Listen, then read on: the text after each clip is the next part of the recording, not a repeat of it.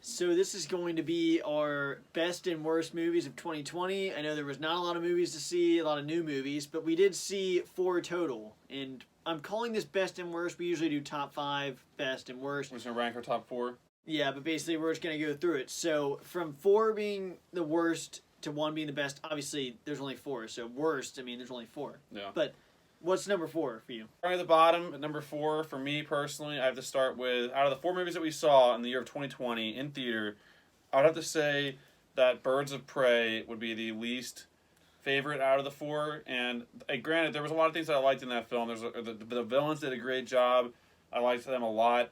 I thought Harley Quinn, Margot Robbie, my favorite actress in all of Hollywood, did a great job with the role. Even though I liked her a lot more in Suicide Squad, she still pulled off the character. She was the same attitude. She definitely owned the character, and there's some good stuff there. But there's just a lot of annoying stuff going on the side. Not really with the main cast. There was just a couple of side characters. Really, just one side character. It really took a lot away from that film for me. And the action was pretty good, but overall, out of the 4 films, this is definitely the most disappointing of the group, I think. Yeah, my number 4 is the same with Birds of Prey being there, and it was a movie that I was obviously excited for. It looked good from the trailers, and there was a lot to like about it. I remember leaving it very conflicted because there was stuff I liked, but there was really annoying stuff, like you mentioned, and it was a movie that there were definitely some great action scenes. That's something I could not deny. There were some excellent action scenes, but there was a lot of annoying crap, and one annoying character in particular that really did take it out of the realm for me. There's a lot of stupid stuff they do in that movie that we've already mentioned if you want to go see a review. That definitely brings it down, and there was definitely opportunities there, but they could have went a little bit different of a route. But I guess going to number 3.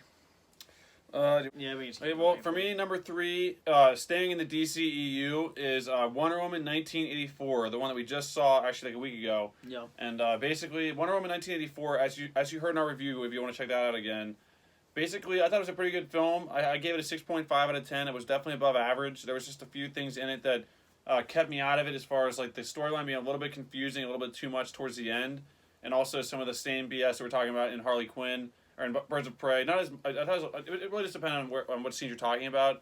But the reason why Wonder Woman 1984 is above Birds of Prey is not. I think what's her name, Gal Gadot, did a really good job with her role again, owning Wonder Woman. Steve Trevor was great. And the big surprise in that one was the villain did a great job. Absolute awesome character. And what's the line really quick? Life is good, but it could be better. Life is good, but it could be better. Him alone puts us above Lord. Birds of Prey. Mr. Lord is a great character, and it's definitely a film that I want to watch again once it's on TV or like HBO because I liked him a lot. Yeah, that is a big difference, and that my number 3 would be Wonder Woman 1984, and that. This 3 and 2 are basically tied for me. This was a movie that I walked out pretty happy. It was much better than Birds of Prey in so many aspects. They really did focus on the storyline way more than Birds of Prey did. There is some annoying stuff, but but this movie I appreciated because not only did the stupid stuff not compromise the story, but they actually didn't just do the man bad. They had a really good male protagonist character. They didn't just bash men the whole time. They actually had a good thing there, unlike the other ones we mentioned. And it was a good movie. There were some really emotional scenes. Great villain. Gal Gadot did great as Wonder Woman. Like, they're great characters, and I really like the storyline. There's just certain stuff that fell flat for me, but it was overall a good movie. I walked out happy. Yeah, I think the one thing I forgot to mention was really just the lack of action for me for Wonder Woman 1984.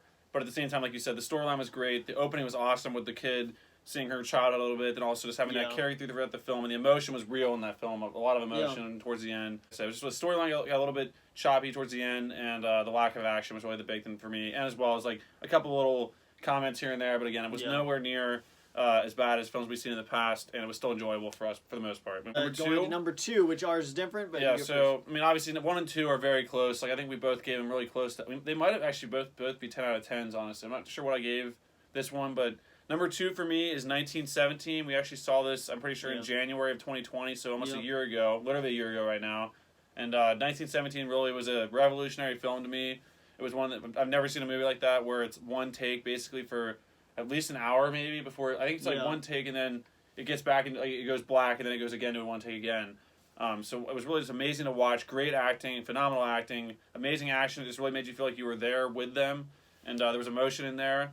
And it was, once again, it's just a film I'd never seen before, and it was a great new take on like a war type movie, and it was absolutely phenomenal. And it's without a doubt a 10 out of 10 for me. It's number 2 in the year of 2020 for me. Yeah, I forget what I gave this movie, but for number 2, I picked Tenet, which was a movie that was definitely very interesting. It had excellent trailers for it. Looked really interesting and trippy, and it was all of that. It was a movie that I thought had a lot of interesting storylines to it, had me on the edge of my seat. Had some really cool connections that I was like trying to piece it together, and it was really fun. But there was a certain point where this movie was just way too confusing, and I was just completely mind-boggled. And sometimes it is good, you try to figure it out later, but there's some points that it was just way too confusing, and I just, not enough got answered that kind of left me frustrated. But the action was good, it was interesting, and the acting was good, but I think I gave it a 9 out of 10. Either an 8 or 9 out of 10, I forget what I gave it. Either.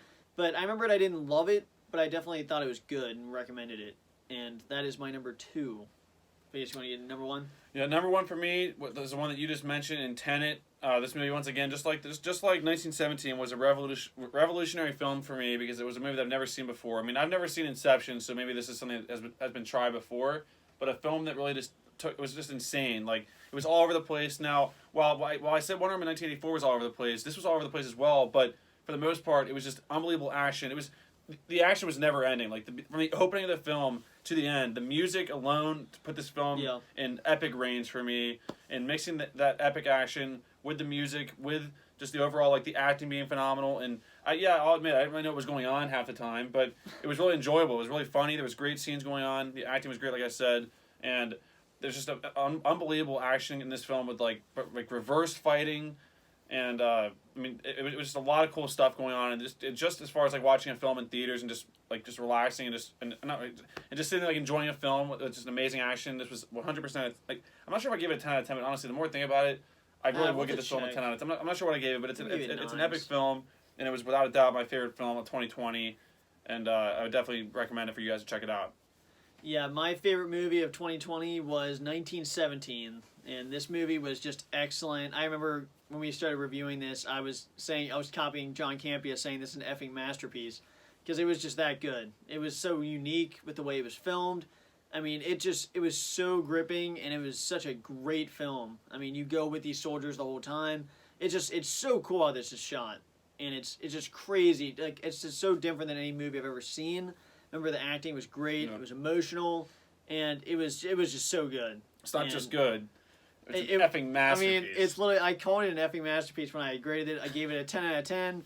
And so this has to be my favorite movie of 2020. Stay tuned for possibly a video coming out soon talking about our most anticipated films of 2021, even though we don't really know what movies are even coming out this year. Yeah. But we'll try to give like which one, I guess maybe just like our most anticipated movies coming out in general. We just don't really know when they're coming out. But there's a lot to look forward to, I think, this year because it's honestly lumping a lot of stuff from last year into this year. And there's just tons of films. Yeah. Obviously, a big one as far as this channel goes. And Godzilla vs. Kong. Thanks for watching our best and worst movies of the year 2020. Let us know down in the comments what your guys' list is of movies. Maybe you guys saw movies that we didn't see. Maybe give your top 2 favorite films of 2020 and your top 2, your least 2 favorite films of 2020. Anyways, there's some we still didn't see that came out this year. So yeah, definitely. So thanks for watching, guys, and we'll see you guys in the next video. Bye, guys.